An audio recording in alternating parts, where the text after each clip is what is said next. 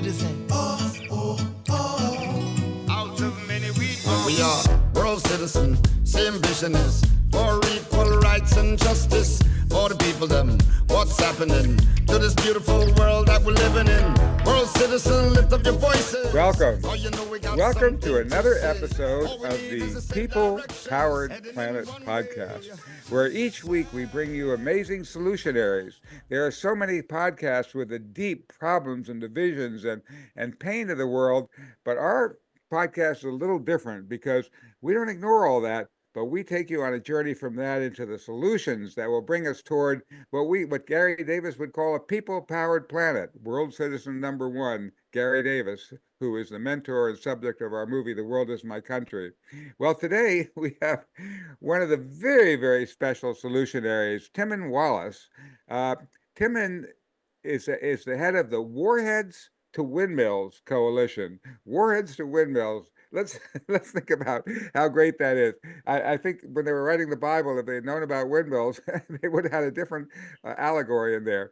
But plowshares. But anyway, it's a beautiful concept, and it's also he's really truly a solutionary from the beginning. He has a BA, a Bachelor of Arts in Human Ecology, how humans interact with each other. And I think that's helped give him an amazing insight into the ways we can interact as a planet. So he also had Nuclear Ban USA. We'll be hearing more about that. And he recently had a very interesting trip we're going to hear about to the UN, July 15th to 17th. We'll hold a little bit of that. But first I want to both welcome you and then bring everybody a very special treat from you. Timmon, welcome to the People Powered Planet podcast. Thank you. Great to be here. Now, I just found out about an incredible gift that he has that fits right in. You know, we sent him our movie, The World Is My Country. He watched Gary's story and he said, you know, I already had a world passport and I even wrote a song. So go ahead, Timmon. Let's start off by playing your song because I think it frames the whole discussion we're going to have today. Okay. Today I am in Germany. Tomorrow I am in France. And in between there's a border, they say, and they don't want to let me go past. As long as there's countries with passports and borders and barbed wire fences that are guarded by soldiers, we will never be free. We will never be free. We will never be free. We will never be free. Today I am in Portugal, tomorrow I am in Spain, and in between there's a border, they say, and they're asking me what is my name. As long as there's armies with tanks and machine guns and playing their war games that prepare them for the real ones, we will never have peace. We will never have peace. We will never have peace. We will never have peace. Today I am in Canada, tomorrow in the USA, and in between there's a border, they say, and that if they let me in, they're afraid that I'll stay. As long as there's enemies created by hatred, where the people mean nothing but the boundaries are sacred, we will never be free. We will never be free. We will never be free. We will never be free. Today I'm in Liberia, tomorrow in the Sierra Leone, and in between there's a border, they say, and they don't want to let me go home. One day we'll wake up and realize our oneness and laugh at the borders we've put up between us. Then at last we'll have peace. Then at last we'll have peace. Then at last we'll have peace. Then at last we'll have peace.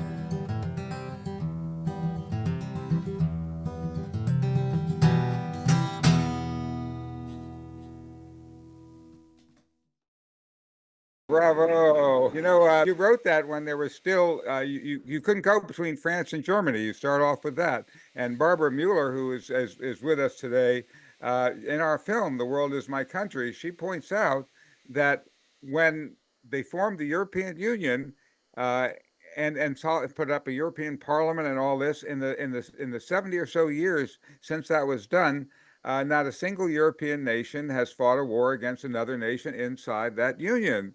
Essentially, that was plagued with unbelievable number of wars, and war after war, and two world wars actually made peace. It can actually be done. And so the key to all that was creating law above the nations that divide us. And that's, in a way, the theme of what we're talking about today. Welcome, Timmon. That's great. Tell us a little bit more about how we, the people, can gain back the power to ensure the most basic human right of all, and that is the right to live on planet Earth. Tell us about that and the interconnection of these forces that are threatening us. Well, I don't know how much people know about the Treaty on the Prohibition of Nuclear Weapons, or the Nuclear Ban Treaty, but one of the really great and revolutionary aspects of this treaty is that it was the first time that countries around the world who, most of them are small, poor, powerless. They're used to being bossed around by the big countries like the United States, and told what they can do and what they can't do.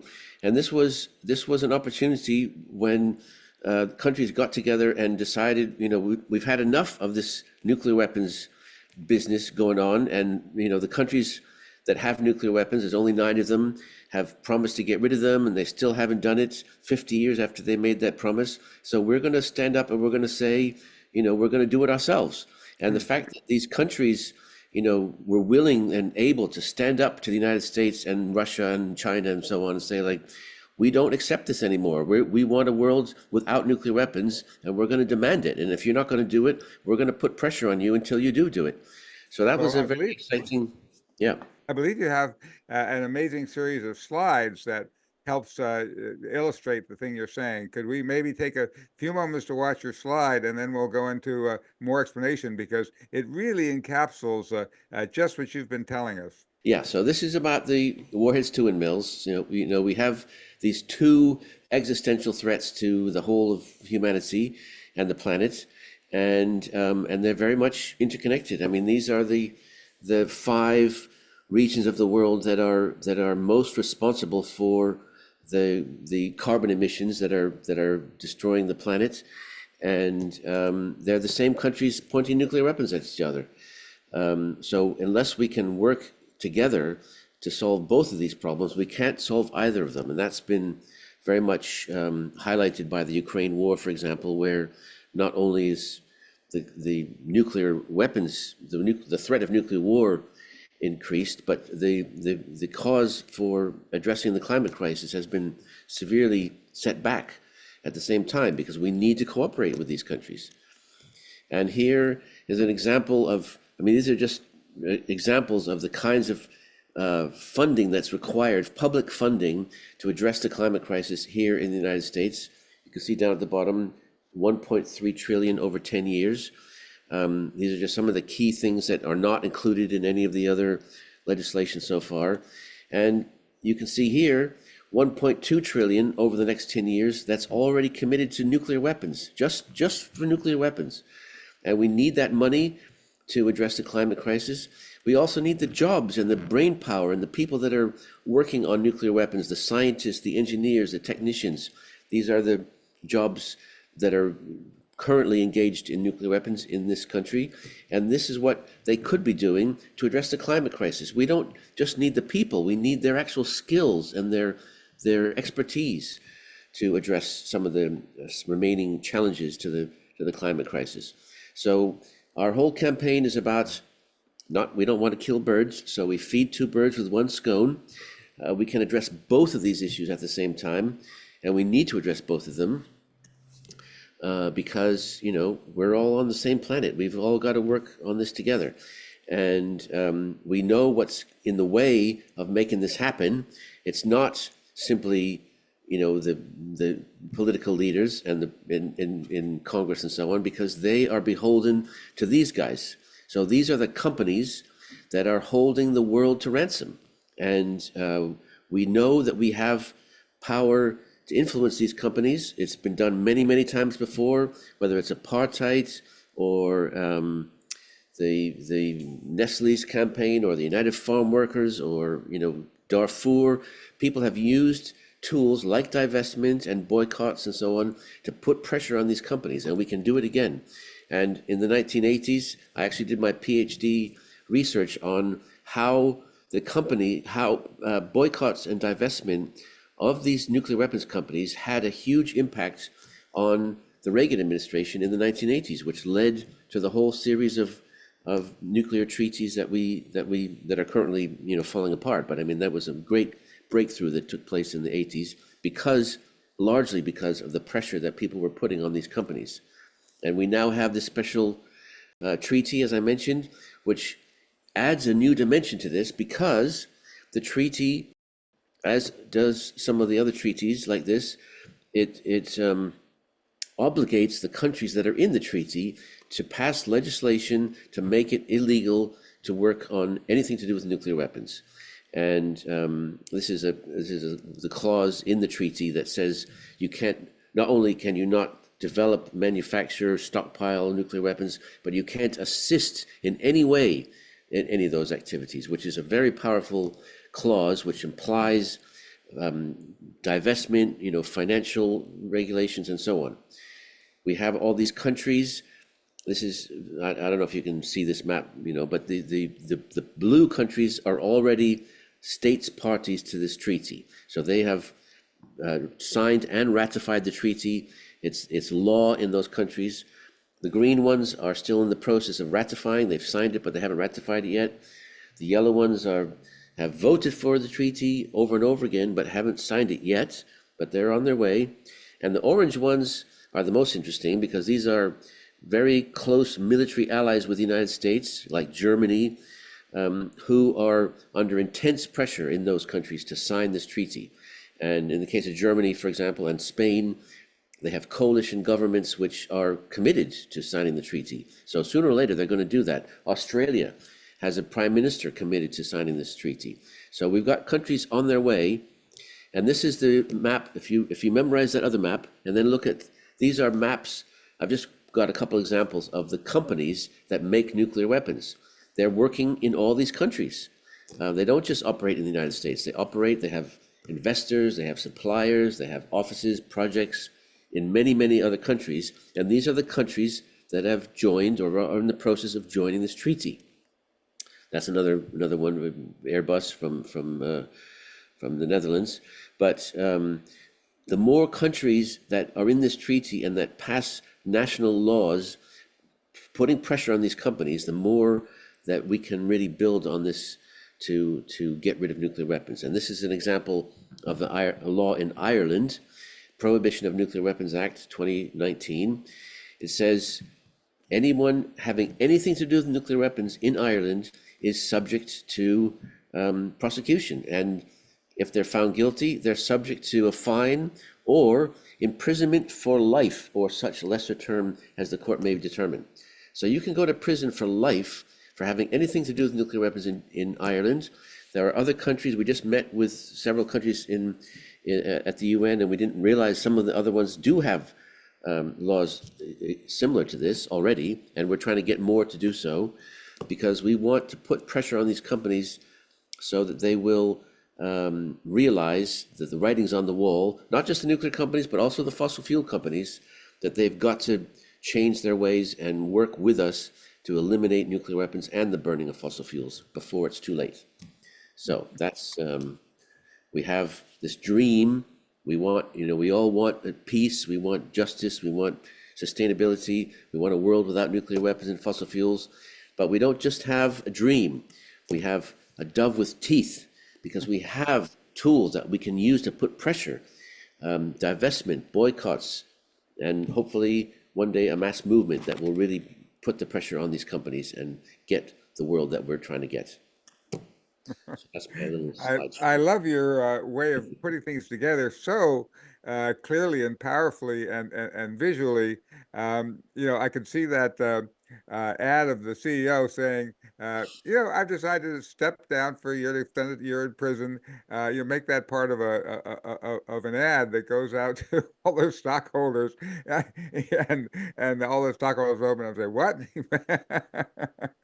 But so I'd love to hear two things more about how we do that, how we do the campaign with stockholders. But first, you mentioned something very interesting, that you had recently been to the UN exploring what nations are actually putting teeth in their nuclear ban. Why don't you tell us about that whole trip? Sure. We this was just last week. We've been. I mean, I was part of the negotiations for this treaty. I represented Quakers in the negotiations, along with many other, non-government organizations that were part of ICAN, the International Campaign to Abolish Nuclear Weapons. So I've been lobbying these missions at the UN for, since before the treaty was signed in 2017. And we're now trying to get them to take their commitments in the treaty more seriously and actually, pass legislation like the one in Ireland.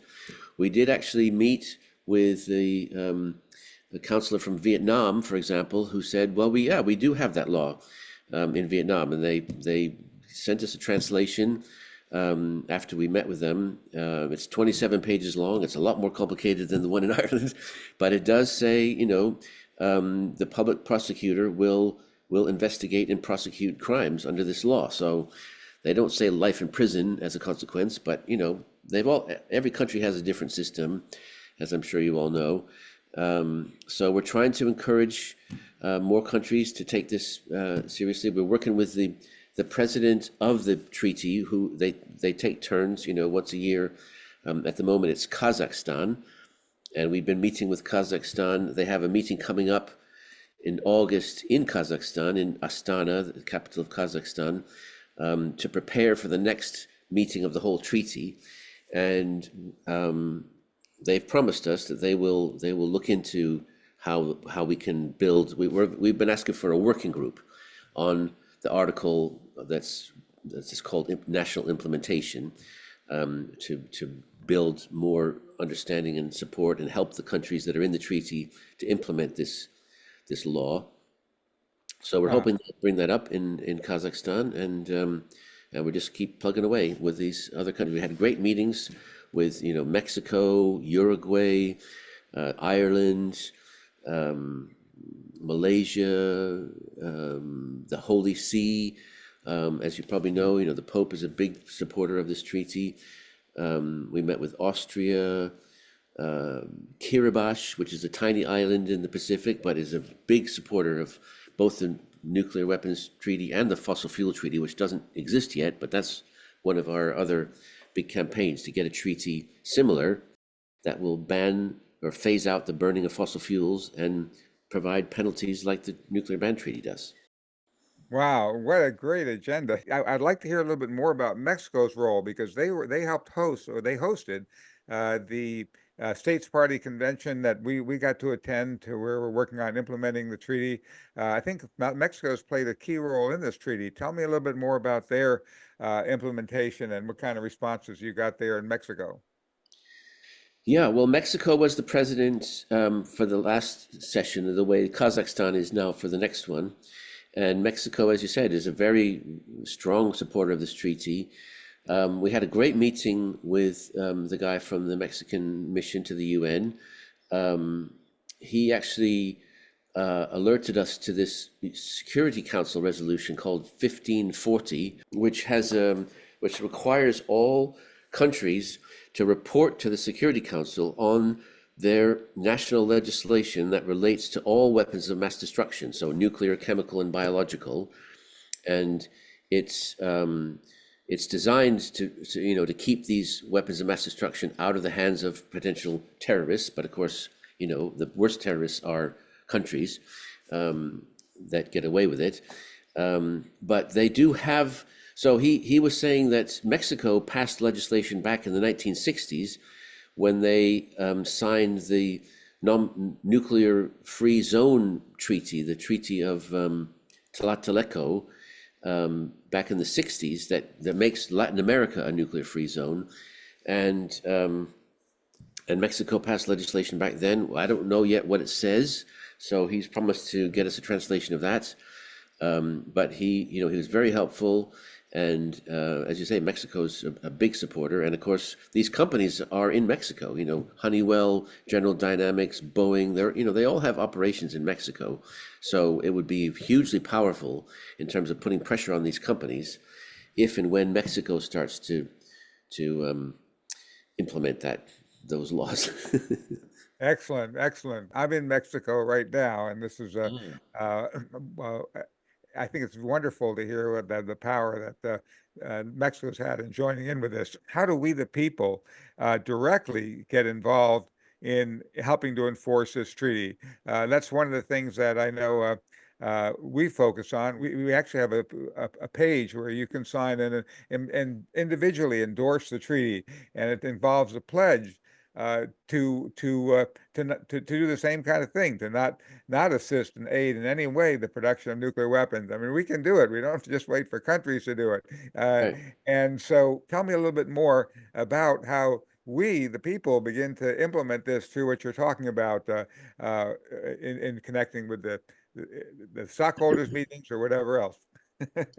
Yeah, well, there's so many different things. I mean, I do these presentations usually with my wife Vicky, who does a lot of the graphics and the funny bits.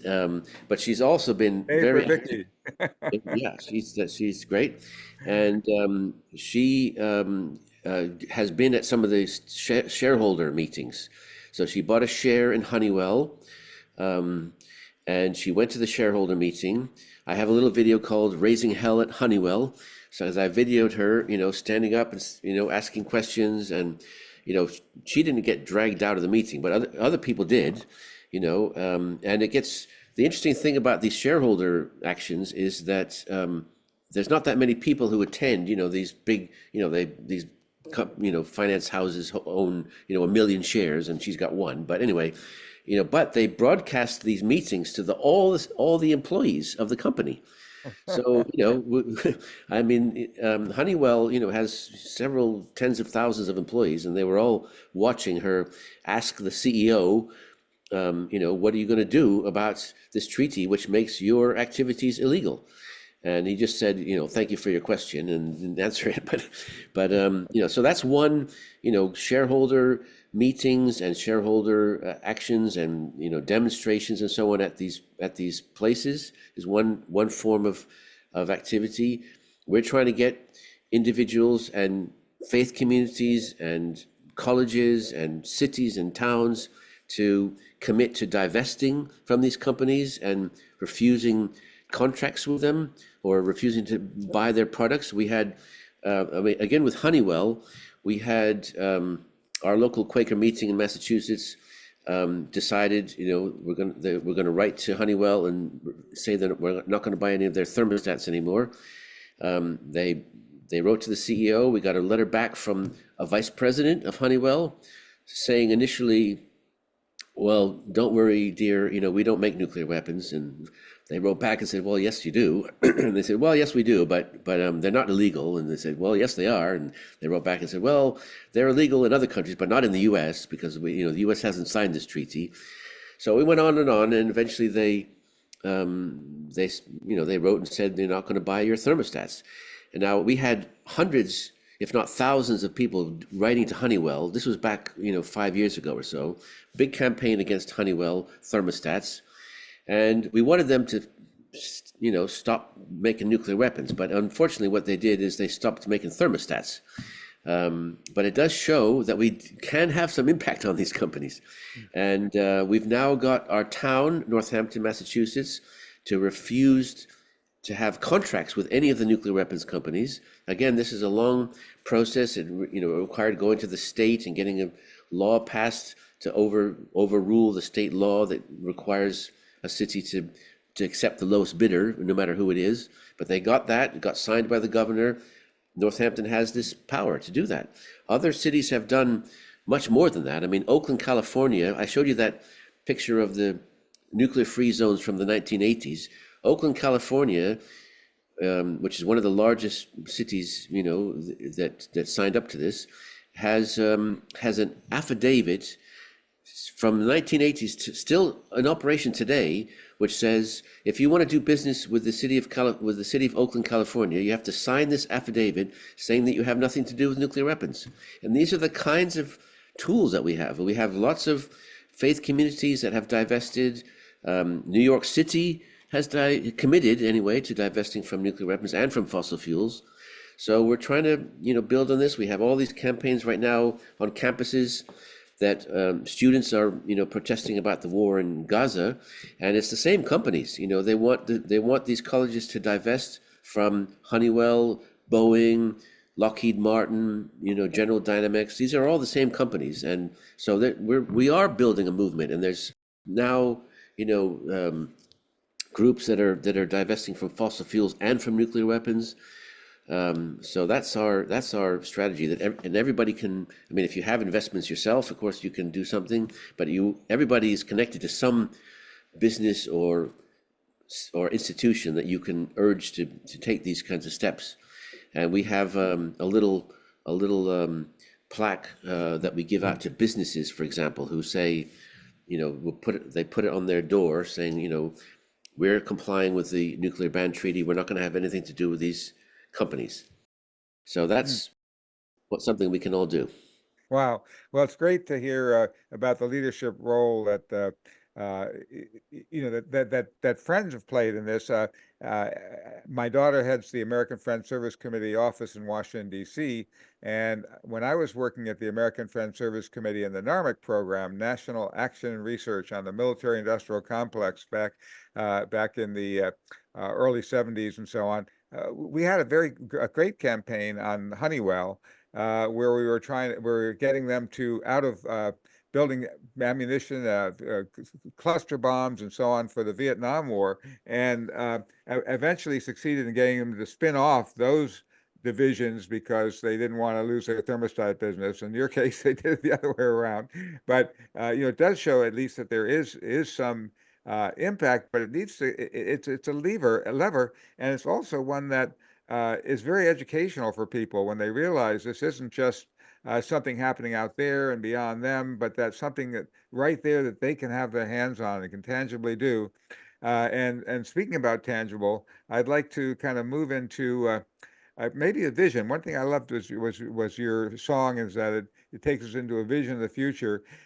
Sometimes things change through political action, but there's, as you saw, those same countries that are making these weapons, companies making so much money, and it seems like a huge wall. But sometimes in our movie, The World Is My Country, Gary Davis envisioned just a SmartGov app, a disruptive technology that could give people power to help change and improve things in their lives. And through that app, begin to go to a supermarket, scan products, and says, beep, beep, this person's violating environmental laws, environmental world law on nuclear weapons. Then you don't buy that product, you buy the other one. Or what are some of the ways that we could create this disruptive technologies in the future that might assist us in empowering people to become the governors rather than just the governed of this small planet? Yeah, well, I mean, we're working on various tools like that you mentioned. I mean, there are websites that help people identify products that they should boycott or whatever. I mean, our main focus is on institutions because they have more influence and more money to spend and so on. So, for example, all of these companies, virtually all of them, the nuclear weapons companies and the fossil fuel companies, make medical products. They make medical equipment, they make PPE for hospitals and so on, partly because they want to be seen to be the good guys and to be, helping save lives or whatever, even though they're helping kill the planet. And so, we're trying to work with with hospitals and health professionals to get them to boycott these products and provide lists of where they can alternative places where they can buy, an MRI machine or a PPE equipment or rubber gloves or whatever, rather than buying them from Honeywell or from Shell or whatever.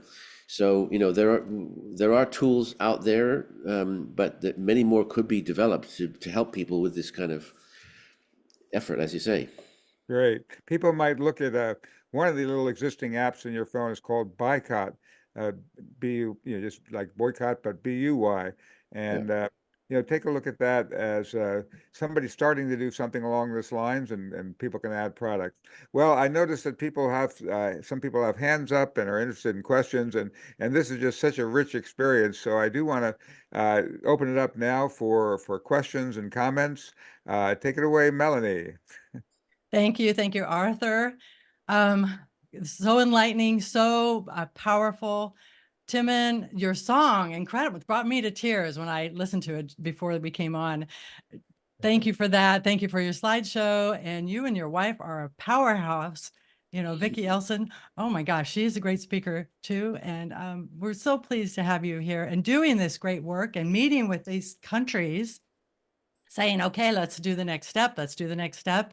And the fact that you were a part of the treaty, oh my gosh. So I want to remind everyone, the treaty is up to us world citizens to join in and sign it, basically what you're doing. When you go to theworldismycountry.com/endorse. And what that does is put you on the steps, what you can do to divest, boycotting, Honeywell doing these amazing looks into your finances, your bank, which, you're giving money. You are giving money to nuclear weapons now. And did you know that? That kind of thing. It's like, what? I didn't know I was doing that. You think you're so innocent, but then you're like, what? My bank did this. You can look at the numbers. It's all there. And so just the first step, and it's a little bit of time on your part, but it feels so good. It feels so good to know that, yes, I am powerful. I can do something. And so just go to that, go to the websites for Timmon's websites.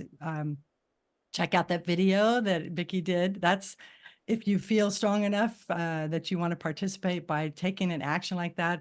All of it matters. All of it matters. Just pick the thing that you feel comfortable doing, but do something is what I always say. So we do have questions. So let me go. First, we're going to go to Sim. Sim, go right ahead with your question or quick comment. I'm the coordinator of the Montreal chapter for World Beyond War, by the way.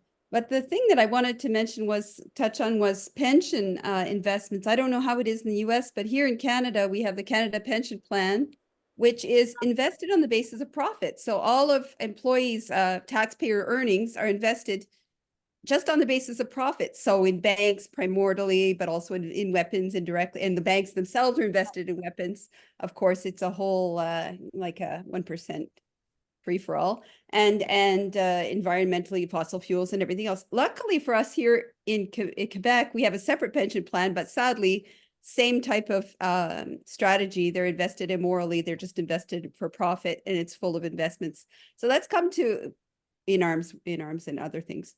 So that's come to like the attention of people because of the war in Gaza right now. And we formed a coalition, and I was asked, I didn't really form it. I was just part of it because I got asked in, and I think there's like 90 groups that are in the coalition. But they asked the Caisse de dépôt et placement de Québec, which is the entity that chooses the investments for Quebecers, in spite of what they might want. We have no choice in the matter. This is democracy. But anyway, yeah, it's really awful. We don't really have a democracy, but I digress. So they agreed to meet with us. So not with me personally, but a delegation is going to go and talk to them. And we're having a whole day of action. There was an encampment, and that's what led to this agreement for them to meet. But there's going to be a whole day of action tomorrow with people just banging pots and pans at the site of where the encampment was to try to move this along. So what's the state in the US? Is it the same situation where you don't have any say in how you become effectively by being a citizen of this country, I'm complicit in all the wars and everything else that they've decided to invest I'm profiting directly. I don't want to profit. I personally divested, but I can't divest from my pension. So it's awful. Yeah, it is. But we're finding ways that what we can do about change. And Timmon, did you want to answer? Well, just, I mean, none of these institutions will divest without a fight. So you have to fight. And we've got, we've got already 2 of the 5 largest pension funds in the world have divested from nuclear weapons. Those in Norway and Belgium, which are whole countries, pension fund all in one pot, billions and billions. So, they've done it. And New York City, as I mentioned, I think they have 5 consolidated pension funds that have committed to divest. I mean, it's different in every place is different. We've been working for over 5 years on Yale University, which literally wrote the book on ethical investment, and they have an ethical investment committee and everything. And we presented all the case, including the fact that there's certainly evidence that investing in green technologies, for instance, is a better investment than weapons. I mean, you get more money. So, like, even on their own terms, you can make these arguments. But these people that are in this business are kind of, they don't want to change anything. So you have to push and push. And I hope you will succeed in Quebec, because we need more and more campaigns like that, and sit-ins and pots and pans, whatever it takes. Just keep going. We like manifs in Montreal. There's one like every other day. It's great. Go Sim, yay. Terrific. Now let's quickly go to Suzanne. Suzanne, take it away. Well, it's a pleasure to hear about what you're doing, Tim. And you and I are in some similar camp of what we the people can do, recognizing that we're in a capitalistic world that isn't going to do what we need to do. I've actually been a guest here too. There's a podcast with me talking in some detail about the way I approach things.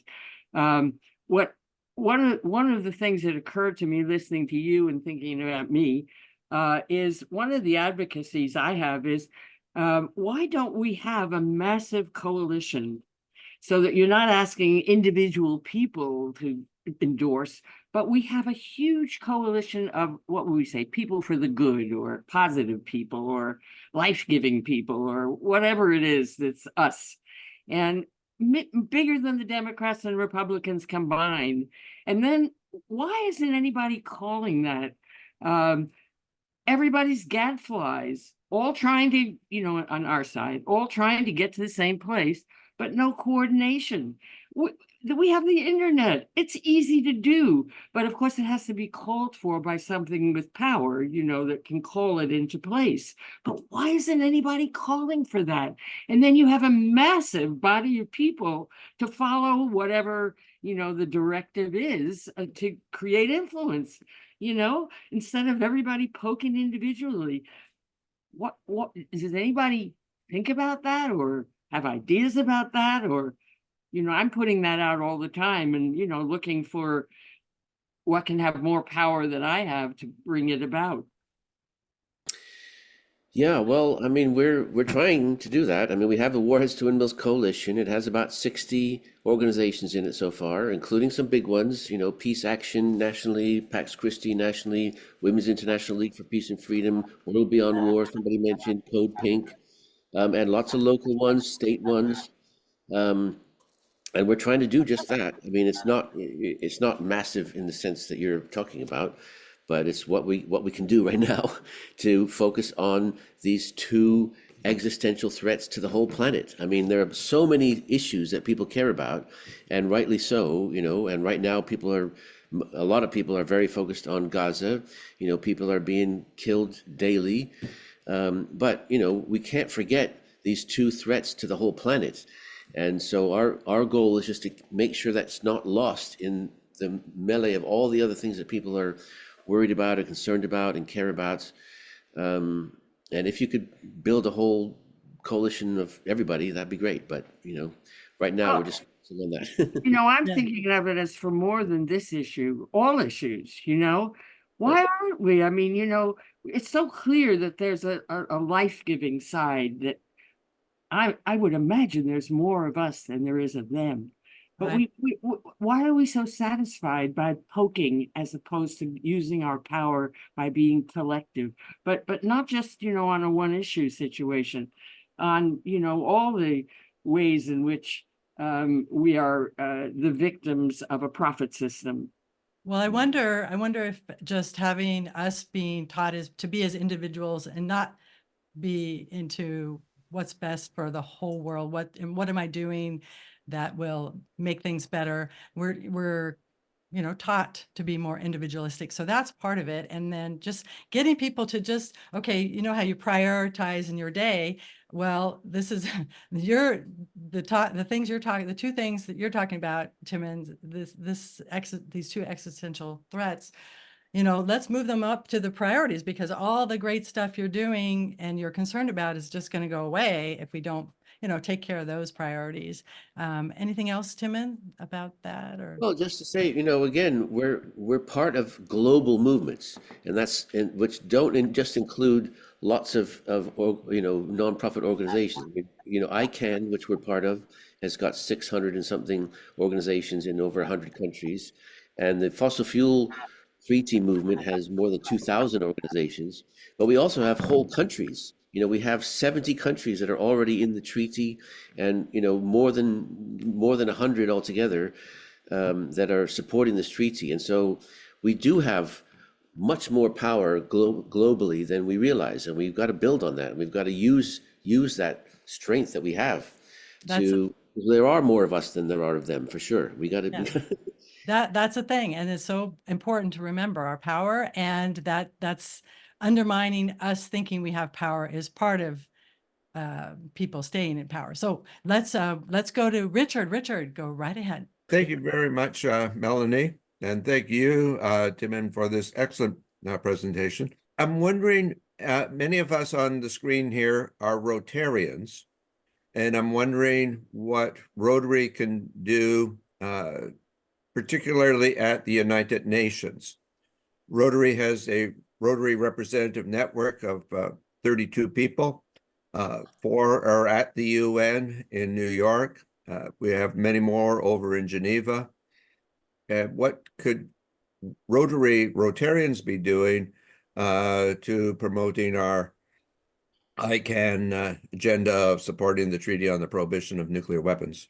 Well, as you know, Rotary groups have been a part of this treaty from the beginning and have been, involved in the negotiations and supporting it and so on.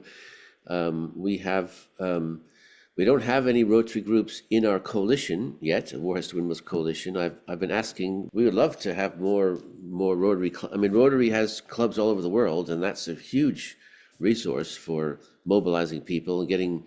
And they're, and also as it's, our focus on putting pressure on these companies. Rotary members have money and connections with companies and investments and so on. And so that'd be great to get more involvement from Rotary. I've given lots of talks to Rotary clubs, as I know others have. But it'd be great to think about how to get more Rotary involvement. And as you say, there's this connection with the UN specifically, and we could certainly work together on lobbying, the different countries. Would it be advantageous then for the We Rotary Club, the E-Club of World Peace, to join your organization? My own club has joined on to ICAN. We have 2 clubs that have. We also have got Rotary International to come out with a social responsible investing policy that says that they will not invest in the military. So that has been something that we have got done within Rotary. But I think, again, we need to do more, a lot more, As you say, Rotary was very involved in the formation of the UN back in 1945. It did a large education. And I think, again, we can be doing a lot more about educating about nuclear weapons and getting that on the agenda. The other thing that we're working on is to put people are, as you say, are aware of the climate crisis, but they don't realize how the military contributes to their own use of fossil fuels, their own tremendous production of greenhouse gases. So we need to do a lot more education on that as well. Yes, and we also have a page, our collaboration with Rotary. It's theworldismycountry.com/Rotary, and we have a fabulous video called Rush. And you might take a look at that and you'll see, yes, Rotary would be a powerhouse, another important addition, and it just needs people to think in Rotary.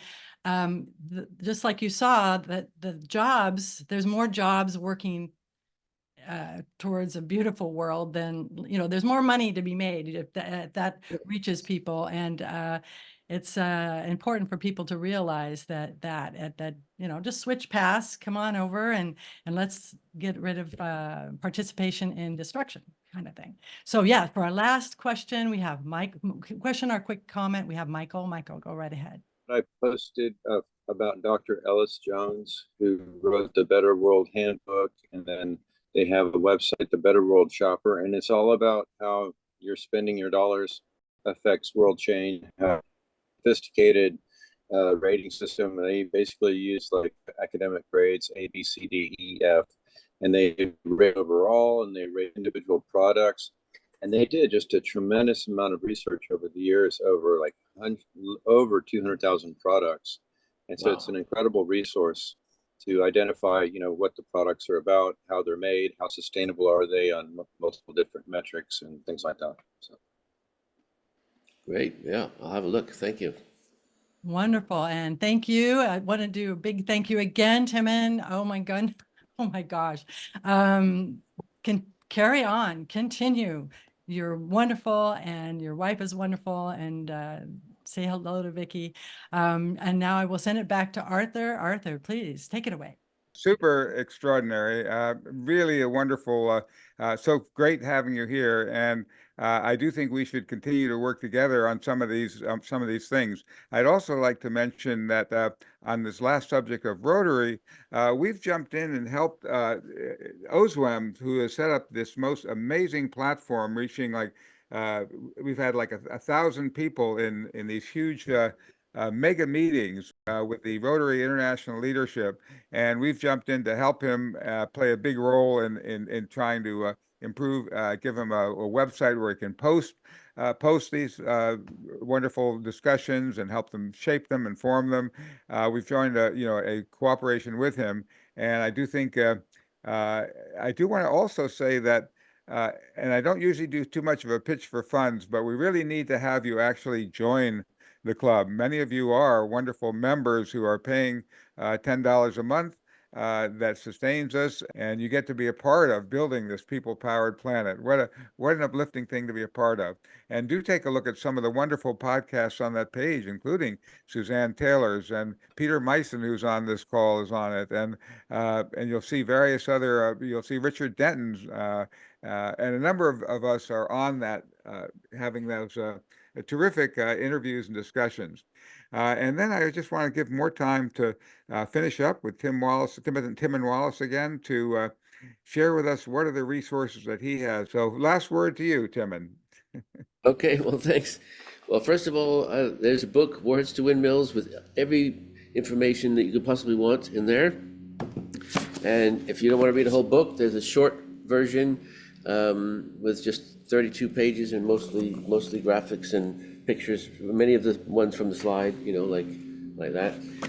We have a website with lots more information about joining the coalition and our campaigns that we're working on in Congress and in state houses and locally, and as well as on the companies that we talked about. So thank you all for having me. And You know, I know there's so many other things that people care about, but unless we make sure that the planet survives, you know, we're not going to solve any of the other things. So I hope you will join us and help us work on these two existential threats. Thanks. Absolutely. So join us this week and every week on the People Powered Planet podcast. World citizen, lift up your voices. Oh, you know we got something to say. All we need is the same directions, heading in one way. Thank you for watching. Please subscribe to our channel and like this video.